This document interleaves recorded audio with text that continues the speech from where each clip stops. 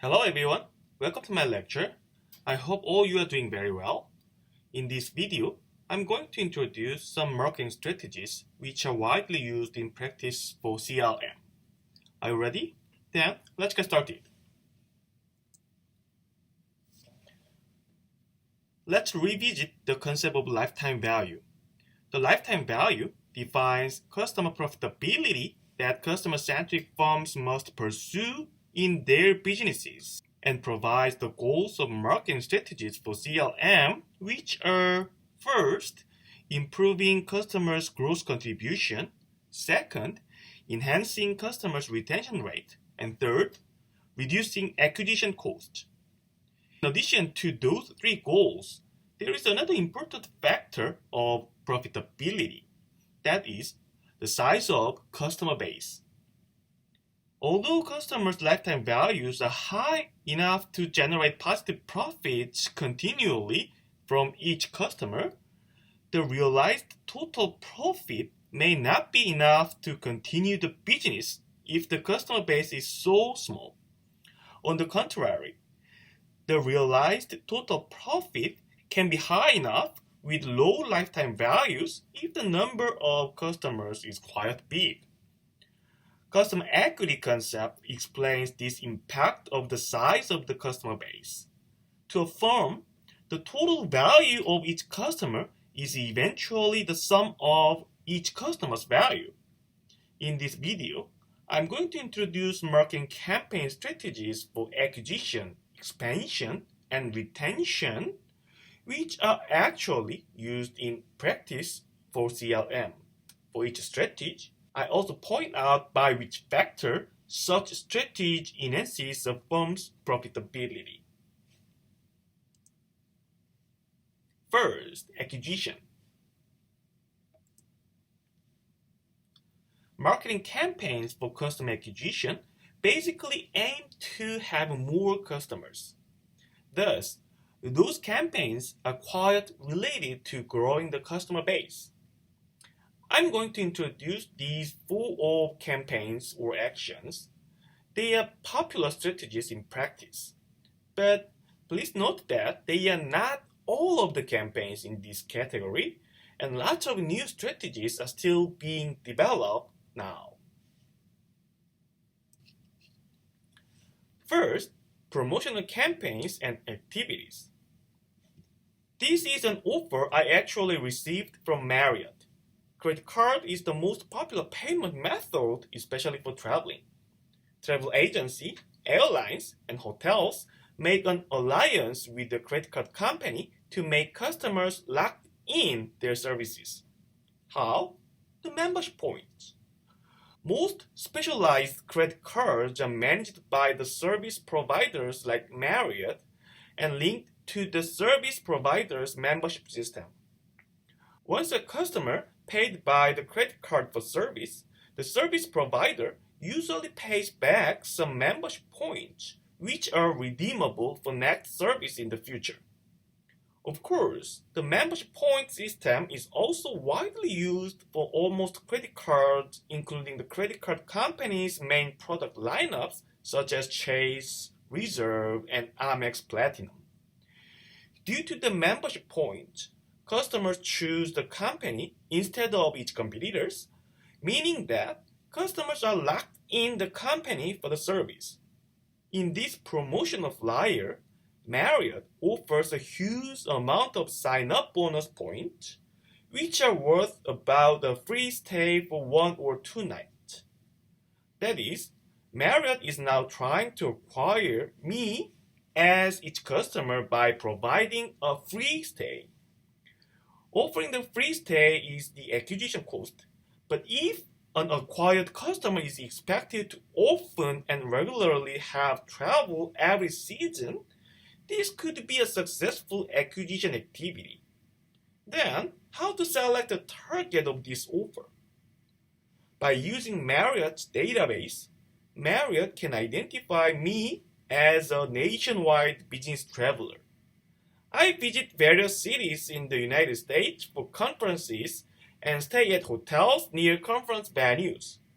Marriott is also able to access this history So I would be a good target of this offer. This is another offer I actually received from Illy. Illy is an Italian coffee company specializing in espresso. It offers whole beans and ground coffee of various variations from various farms in the world, including Brazil, Guatemala, Colombia, Tanzania, and India. In the United States, Illy is also known as a small but strong capsule coffee company. The leader of the capsule coffee market is Keurig, as you know very well. Keurig made an alliance with most coffee bean providers, including Dunkin' and Starbucks. Keurig sells the machine, and the bean providers sell K-cups of their beans to customers, building a healthy ecosystem in this very competitive market. Illy's strategy is different from Keurig's. Illy sells its own capsules and uses its own capsule coffee machines to acquire customers of the capsules. It has its own coffee bean chains, which have established since its foundation. Using the chains, Illy produces its own capsules and machines for the best espresso flavor. And the machine is super fancy. Frankly speaking, I have two of these. Then Illy just offers the machine for free, with one condition: 1 year or 1.5 year capsule subscription. If a customer subscribes capsules, the machine is for free. This is sometimes called the razor and blades business model. This is a business model in which one item is sold at a low price or given away for free in order to increase sales of complementary goods such as consumable supplies.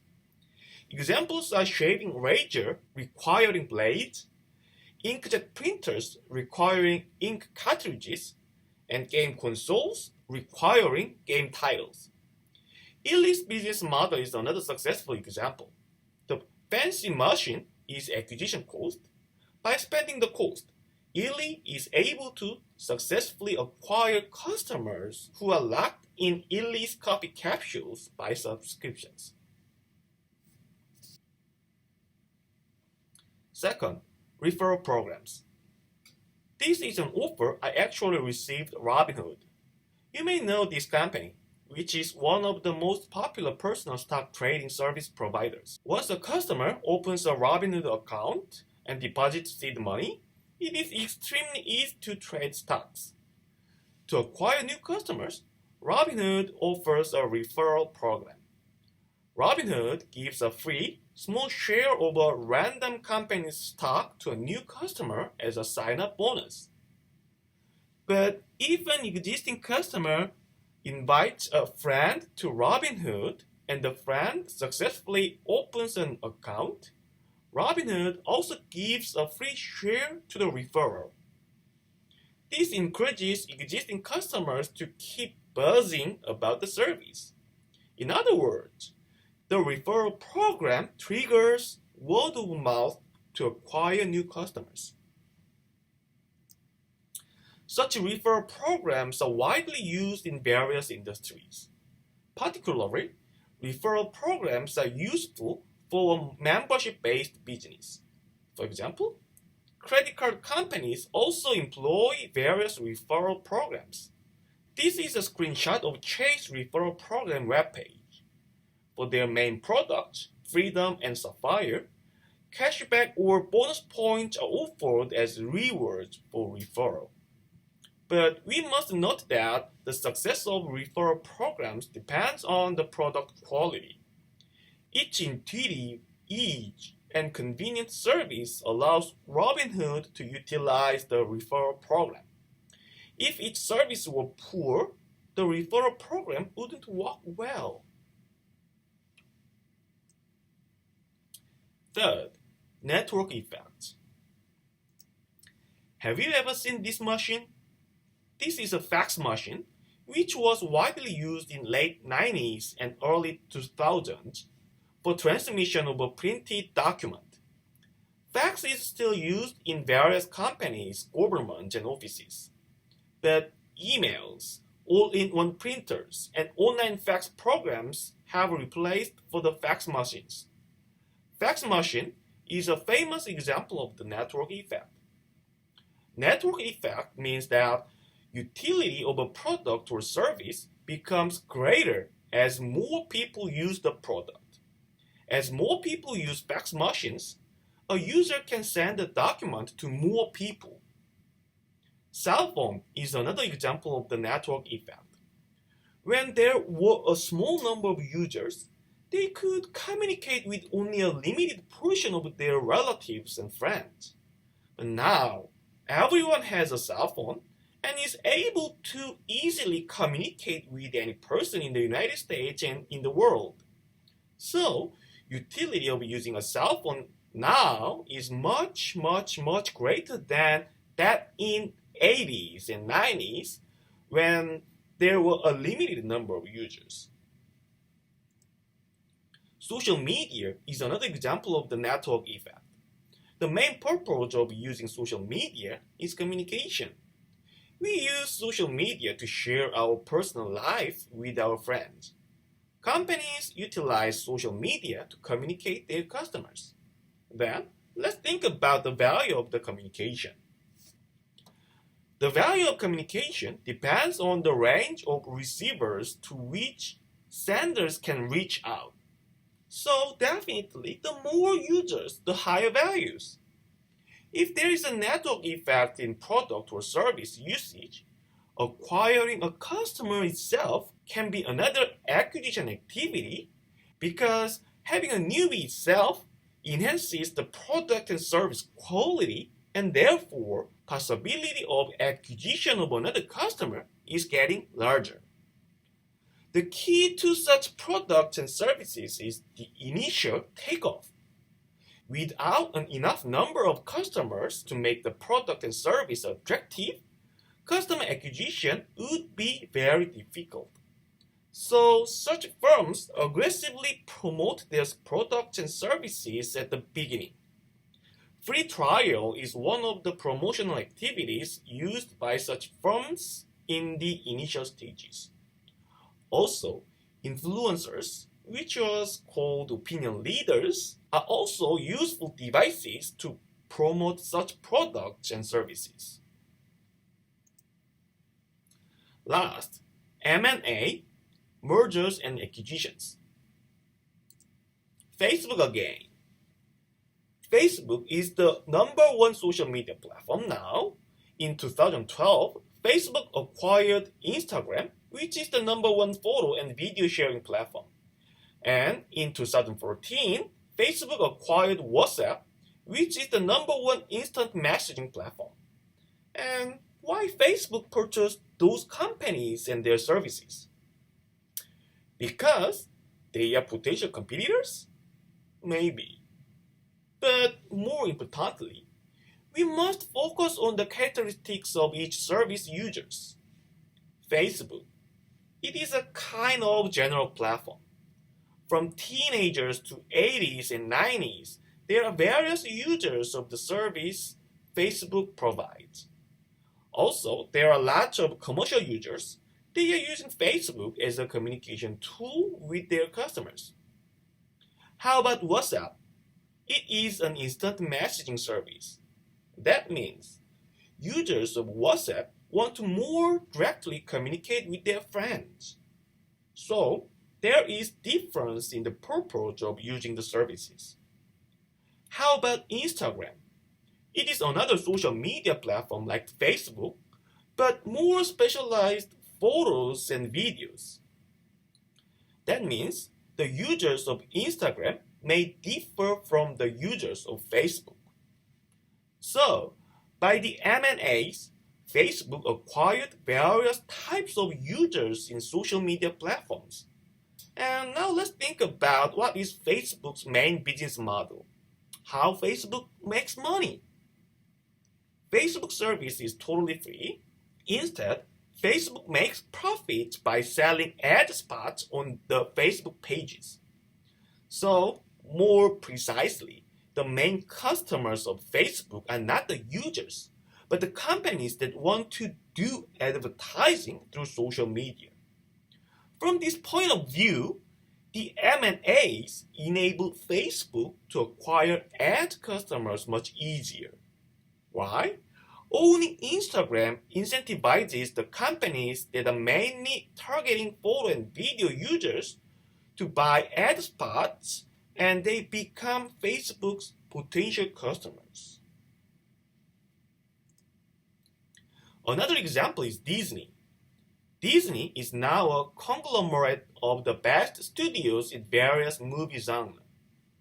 Disney has acquired Pixar of Toy Story series, Marvel Studios of Avengers, Lucasfilm of Star Wars, and 20th Century Fox of X-Men series. It also has its own world-best studio of Disney Princess series, including Frozen. I don't want to talk about that. Now we can expect a movie where Avengers team fights together with X-Men against Thanos to save the Earth. By the series of M&As, Disney acquires movie viewers of Toy Story, Avengers, Star Wars, and X-Men movies as its new customers.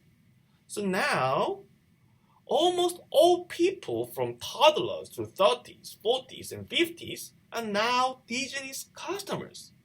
And this much larger size of customer base enables Disney to launch a new over-the-top video streaming platform like Netflix and Hulu with exclusive titles.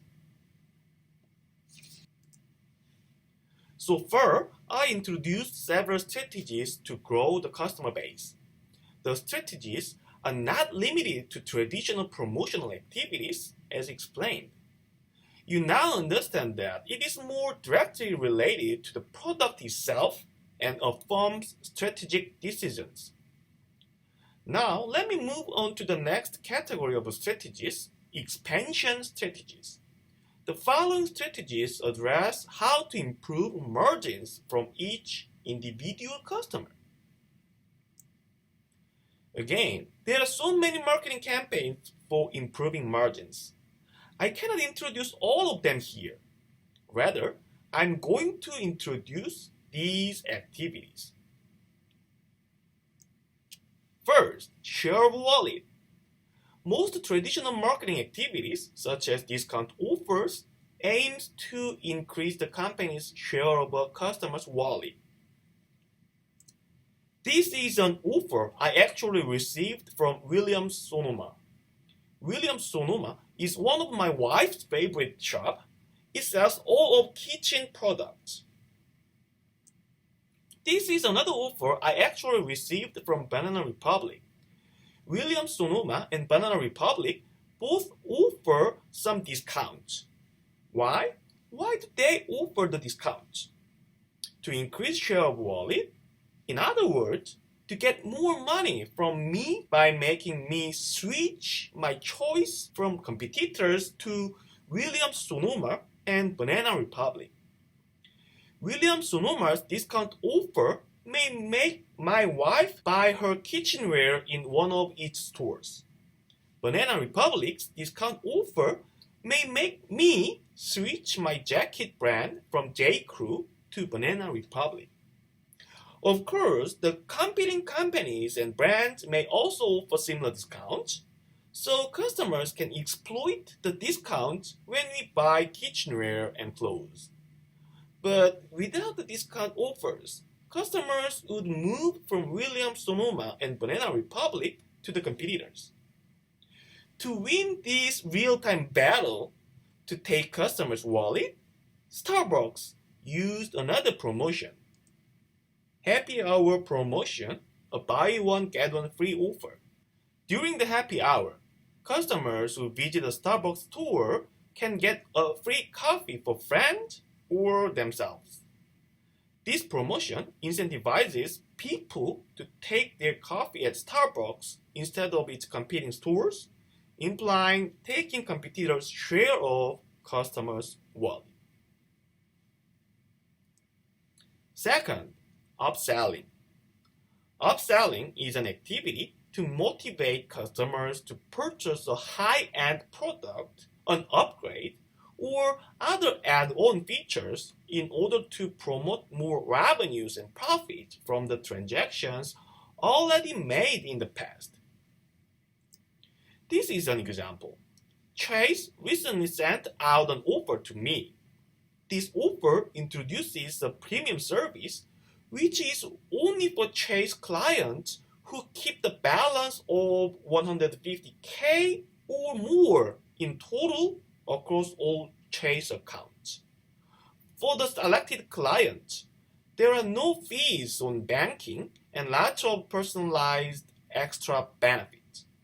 The offer also includes an immediate cashback, which is worth $1,250 when I upgrade to this premium service. Then what would happen if I upgraded? Due to the requirement of 150K balance, Chase expects more revenues from my accounts, which means an increase in profitability from my account. Third, cross-selling. Cross-selling is similar to upselling, but it suggests the purchase of any additional product in order to promote more purchases. This is an example. PDF Element is an app I'm using for annotating PDF documents in my iPad. And it now offers the app for my Macs. The Mac version is neither an upgrade nor an add-on. It is totally a separated product, so this offer is a cross-selling activity. There is another example, a recommendation of Amazon. You may receive this email after you have any purchases from Amazon. I received this after I bought a faucet for my sink from Amazon. This email recommends a dish soap dispenser, which is a product different from faucets. So, this recommendation is a cross-selling activity. And note that this email was sent out by Amazon's automatic recommendation system based on my purchase history. The recommendation system analyzes my past purchases and finds some products in other categories which are related to the product customer bought. This means cross-selling is basically working for similar items and or complements. Just imagine that you had bought your toothpaste right before. That is, you would be highly engaged in toiletries and bath products, so it would be better to introduce or recommend other toiletries and bath products such as toothbrushes and bath soaps, rather than a random product like a smartphone case to set off your next purchases. Last, pricing schemes. This is another strategic level decision-making like M&A. The first example is YouTube. YouTube is basically a free service, but viewers must watch some ads in a video. So there is a huge demand for ad-free videos, and YouTube introduced the premium service with a monthly fee to meet the demand. This pricing scheme is called freemium, which is a combination of free and premium, meaning that the basic service is for free, but you just have to pay for premium service with some convenient features like ad-free. Such freemium strategy is a major pricing scheme in the digital industries. Another example is Spotify. Listening to music in Spotify is for free, but there are some ads between songs. If you want to remove ads, you have to pay for it. Another example is Microsoft Office.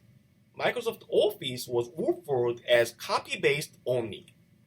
If a customer wanted to use it on 2 different machines, she had to buy 2 copies. This worked because most people had only one computer in the past.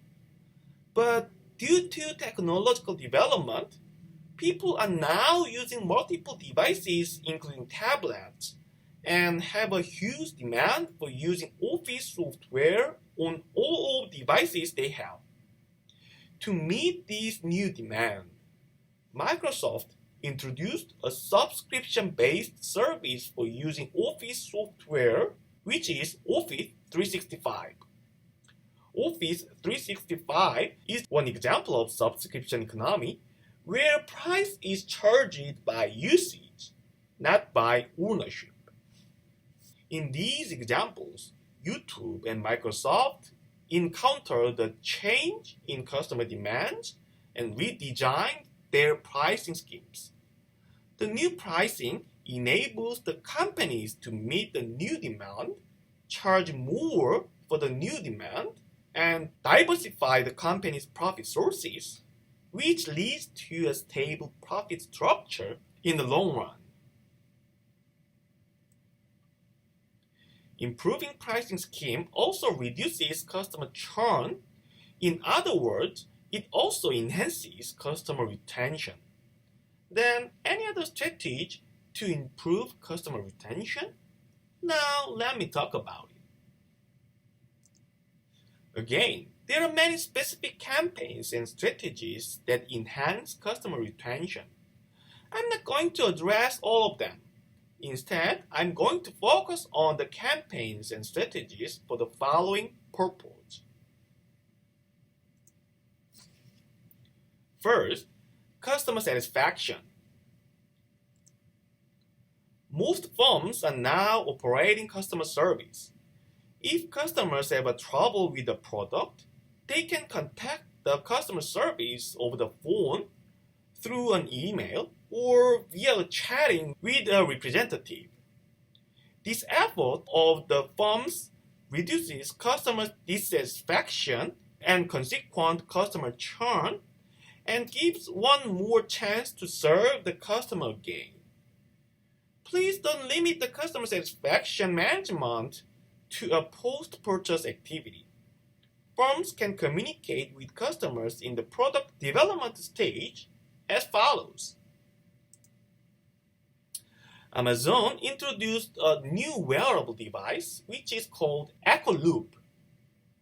This is a ring-type device where customers can call Amazon Alexa by talking to the ring. But this new device has not yet been introduced to the public. Amazon is still developing the device. Only some selectively invited customers are allowed to buy Echo Loop. Amazon classifies products like these as Day 1 editions. According to Amazon, Day 1 editions are designed to bring customers our most innovative ideas faster. By choosing to participate, customers will have the opportunity to contribute feedback that informs future product ideas and development.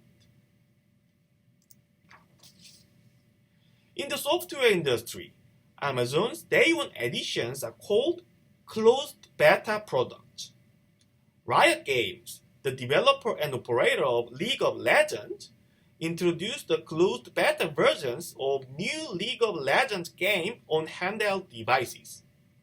Only some selectively invited gamers could download and play the games. Then why are Amazon and Riot Games doing this? This is a kind of final touches. Especially for innovative, experiential products, developers sometimes miss a very important point for actual usage. Day 1 editions and closed beta tests reduce this type of risk, leading to better customer satisfaction when the product is officially launched in the future. Second, encouraging repeat purchases. This is a very traditional method, sending out a friendly reminder. This is a useful strategy, especially for seasonal items. This is an offer I actually received from Epic Pass. Epic Pass sells seasonal pass and lift pass for various ski resorts in the United States. This offer looks like a friendly reminder saying that the ski season is coming. And a lot of companies are doing this. For example, your PCPs, dentists, and eye doctors send out a reminder when your next visit is coming. Just sending a friendly reminder, firms can easily improve repeat purchase rates. Last, switching costs. The best way to keep customers is to make them locked in. That is, to make a clear reason to choose our brand rather than competitors. This is an offer I actually received from Postmates. Postmates is a food delivery service like Uber Eats and DoorDash. When I visited LA for family trip, I used Postmates because it was the only one app where I could access various Korean restaurants in LA. After coming back to Columbus, Postmates sent out this offer. Here is $100 in delivery credit. This is a good deal for me. When I place a delivery order, I can lower costs via Postmates. So, this offer gives a clear reason why I have not to switch my app from Postmates to the others, and makes me locked in Postmates for food delivery. Switching costs also incurs for durables across multiple product lines. Apple is the best for this strategy. Apple's products are very closely connected to each other, providing customers with a synergy when they use multiple Apple devices at the same time. This is sometimes called compatibility. Apple Watch, the most popular wearable device in the world, is compatible only with Apple iPhone. AirPod, Apple's wireless earset, fully functions only with other Apple's products. This limited compatibility makes customers locked in Apple's ecosystem. When a customer looks for her next smartphone, her MacBook, Apple Watch, and AirPod keep her from considering Android smartphones.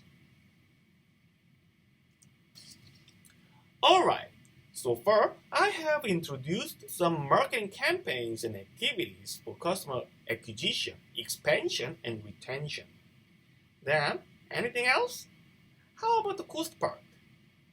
Now, I'm going to address the cost and something that marketers have to keep in mind. First, cost. As emphasized in the lifetime value concept, marketers always consider the cost for their actions. Acquisition cost is one of the important cost factors, and all the other marketing activities also always incur some costs. The costs potentially hurt the margins from customers. If a marketing campaign incurs costs larger than the expected increase in revenue, it would be better to do nothing than the campaign. Let's see the Postmates example again. For each customer who received this offer, Postmates spent up to $100 of extra cost. This is a kind of investment. The amount of revenue increase expected from this investment, that is ROI, return on investment, is the key to decision making. If the expected revenue increment is not greater than the investment, it would be better to lower the amount of the credit or do nothing than this campaign. Let me talk about another example, Starbucks Happy Hour campaign. This is a free offer, so it definitely cuts down the margin per order. Instead, this offer aims to sell much more cups of coffee during the event. Suppose that all coffee price is identical for simplicity.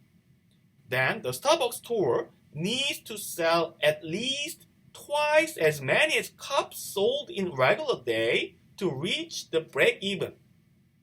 Of course, calculating gains and losses is not that simple. These marketing activities affect not only the immediate sales but also the future sales. It is possible that customers who received the delivery fee credits keep using Postmates even after using all of the credits. Thus, marketers need to be more careful when they think of the gains and losses from a marketing activity. Also, marketers need to seriously think about operating costs. This shows the price of a typical CRM software.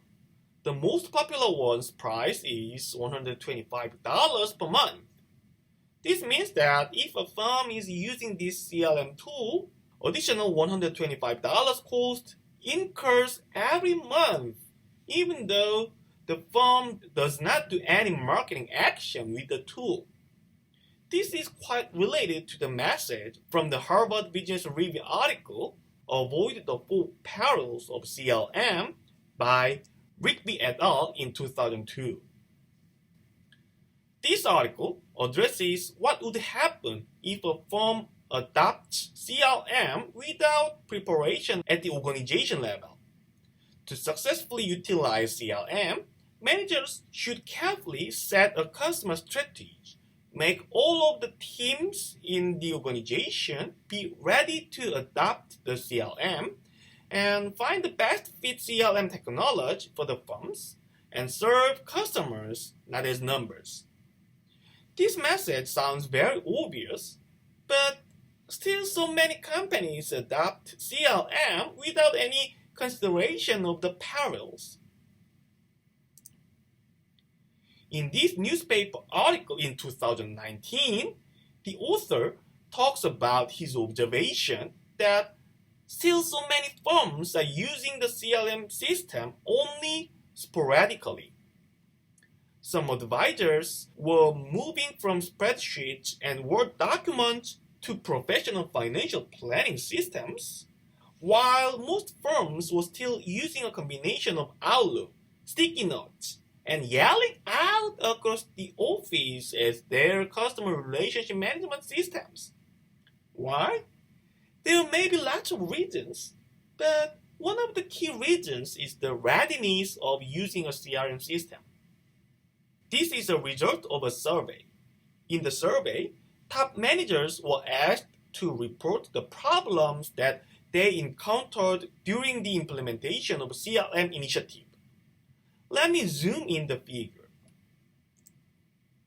About half of managers pointed out that there is a lack of rewards for customer-centric actions. Employees are struggling for adoption, and employee responsibilities did not match business and technology needs.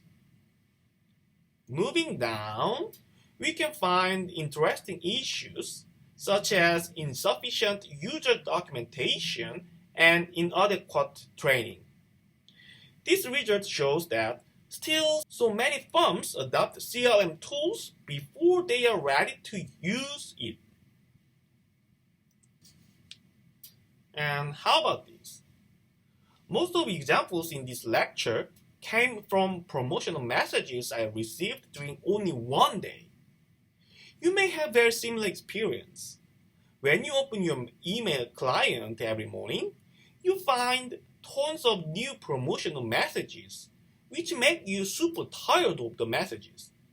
Still, so many firms are stalking their customers using an automated system. In such automated system, customers are treated as just a number. Sending an email is costly, so companies just send their promotional messages to people, as many as possible, and wait for responses like a person who bought a lottery ticket. The article concludes with these 5 imperatives: acquiring right customers, crafting a right value proposition, instituting the best processes, motivating employees, learning to retain customers. Those imperatives are quite close to the implications of the lifetime value concept. The key is that design and development of appropriate CRM strategies are managers' job and your job in the future. There is no free lunch. CRM technology neither generates nor replaces for the strategies. It just helps and supports the strategies. Alright, that's all I have in this lecture, and let me wrap up with a short summary. CRM must be implemented at the firm's strategic level. Understand customers and develop right strategies for the customers first, and then apply tools and technologies for the implementation of the strategy. The customer lifetime value concept helps for the implementation of CRM by itemizing key components to be considered. Growing your customer base, improving your customers' growth contribution, enhancing customers' retention rate, and reducing acquisition costs.